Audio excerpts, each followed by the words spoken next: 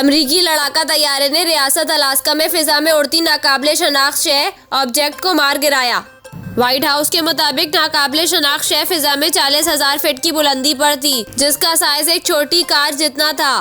गैर मुल्की media reports के मुताबिक तर्जुमान National Security Council John Kirby का कहना है कि अमरीकी सदर ने मिलिट्री को इस नाकाबिले शनाख्त शय को मार गिराने का हुक्म दिया था। जॉन कर्बी ने बताया कि फिजा में उड़ती इस नाकाबिले शनाख्त शय का मकसद और असलियत का मालूम नहीं हो सका।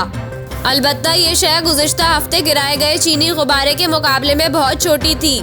तर्जुमान नेशनल सिक्योरिटी काउंसिल ने कहा कि हम नहीं जानते कि ये शय किसकी मलकियत थी, आया ये किसी रियासत की थी या प्राइवेट, नहीं मालूम।